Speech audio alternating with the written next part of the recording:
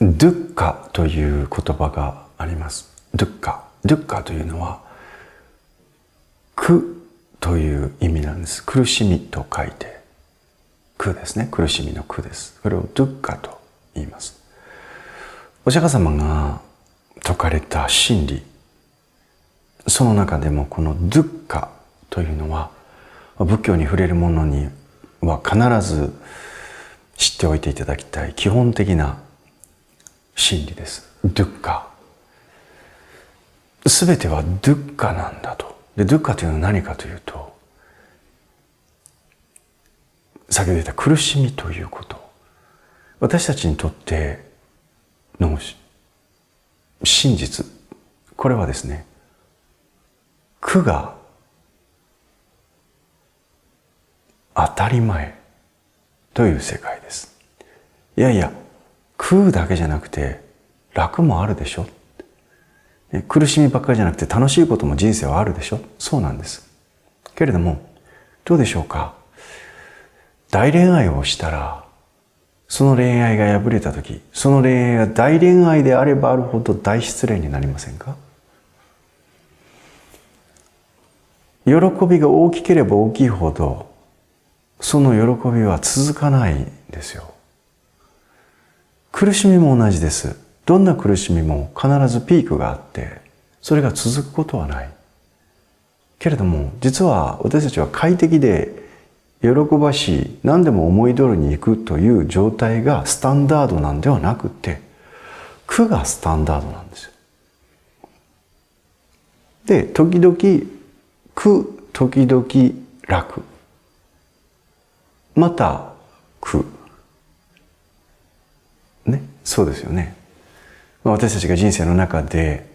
喜びとして目指すものたくさんありますね。もっとお金を稼ぎたい。お金を稼げるようになったらこんなものも買える。ああ、こんな家に住みたい。海外旅行行ってみたい。でもそれは永遠には続かないですよね。ハワイに行ってみたいと思って、実は一番楽しい時はハワイに行こうと思って計画している時が一番楽しい。ね、もう行った瞬間から帰りのらなければいけない日のことが頭に浮かぶわけですよ。で、もう帰ってくる時には、もう現実がまた待っているみたいなね。そう。永遠には続かないんです。さて、よくうまくいかない時のモチベーションの保ち方を教えてくださいっていう、そういう質問多いんですが、でも、うまくいかない時の何とも言えない苦しい気持ちがスタンダードなんですよ。で、モチベーションということを誰が言い始めたかわかりませんが、聞き慣れない言葉が出てきたら何かのビジネスだなと思っておいた方がいいですね。モチベーションなんていう言葉をどこでそんな英語をですね、聞いて、さも私たちはモチベーションを保ち続けなければいけないなんてどっかで洗脳されてますね。病気です。私たちにとったら別に物事がうまくいかないに決まってるじゃないですか。世の中を見渡してみたら物事が全てうまくいってる人の方が少ないはずですよ。だから仏教では物事がうまくいっているというその時の高揚感、これも苦なんです。で、何か始めたけどもスランプに陥ってしまったらうまくいかない。このジレンマも苦です。どっちも苦です。苦が普通。ね。けれども、どこかで何か私たち、物事がうまくいって、わあ、楽しいわ、ハッピーわ、幸せだわ、ということがスタンダードだと勘違いしている、させられてるんですよ、何か。ね。で、そう思い込んでしまっているので、少しでも自分の気持ちが、物事がうまくいかなくって、落ち込んだら、これは困った、これは困った、おかしい、おかしい、おかしいってもっと悩むんです。だから自分の気持ちが沈んでいる、自分の気持ちがワクワクした、楽しいなって、嬉しいなっていう気持ちじゃないということがおかしいと思っちゃってるんですね。それが当たり前です。で、その気持ちがあるから工夫するわけでしょ。ね、物事っていうのは何か取り組もうと思ったら必ずそこに全部快適っていうことはないんです。もしその真理を知りたかったら富士山でもどこでもいい、ある程度の高さの山に登ってみてください。ね、必ずわかります。最初から最後までもう全て順風満帆に楽に登れたって時々そんな変人がいますけど、大概途中でね、うわもうきついなって思う時があったり、足疲れたなとか痛いなって思う時があったり、でそういう時を経ながら頂上まで行った時に、わあよかった、来てよかったと思うんですよ。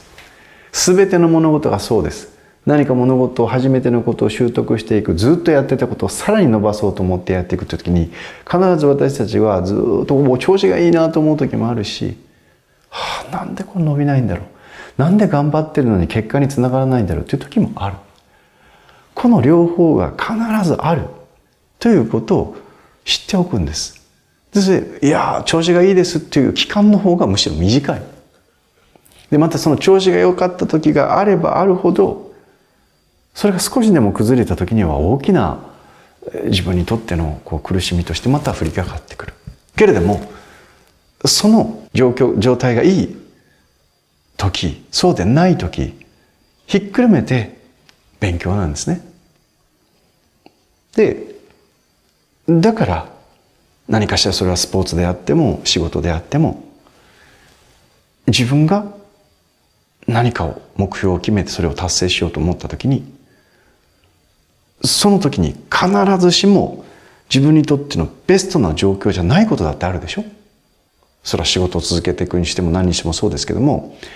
世の中の景気がいい時ばっかりじゃないと、商品が売れていく時ばっかりじゃないじゃないですか。でこの時に商品が売れて調子がいい時だけがスタンダードだと思ってたら、それは何かちょっと起きたら一気にビジネスって崩れてしまうんじゃないですね。人生は崩れていってしまうんですよ。だけれども調子がいい時も悪い時もひっくるめて、これが人生なんだということを最初から思っておけば、いや今は本当に順風満帆でうまくいってますね、コロナでいろんなことが起きて物が売れなくなってしまって会社もなかなか苦しくなりましたね、この両方をそれが人生であると捉えて落ち着いていられるんですよ。だから前提を何にも問題がない、ハッピーハッピー今日もハッピーに置いてしまった人は苦しくて仕方ないと思いますよ。そんなの永遠に続かないので。だからモチベーションをどう保とうかじゃなくて、そもそもモチベーションを保つという発想を捨てた方がいい。保つも何もこうなってこうなってこうなってこうなってこうなってこうなってこうなってまたちょっとこうなってっていうのが人生なので、来ましたね、これですねって、苦ですねって思ってた方がいい。そこに変な期待を持ってモチベーションってやらないことです。ですからモチベーションって言ってちょっと気分何かで良くなったとしてもそんなものも続かない。ですからこの苦がスタンダードだということを最初からどっしりと腹を据えて、そうです、苦がそれが当たり前の状態なんですってそう思ってるから、そこに喜びがあった時はちょっと嬉しいですね、でもまた苦来ますよ来たっていう感じでしょ。そこに別にもう揺れようがないんです。地に最初から足をつけておいた方がいいですね。浮き足立つことをスタンダードだと思ってつま先立ちで遊んでたらすっ転びますから、モチベーションの保ち方、モチベーションなんてあると思わない方がいい。それを保つなんて思わない方がいい。苦をものすごい感じている中でも前に進んでいくということができなければ本当に強い人間にはなれんということ。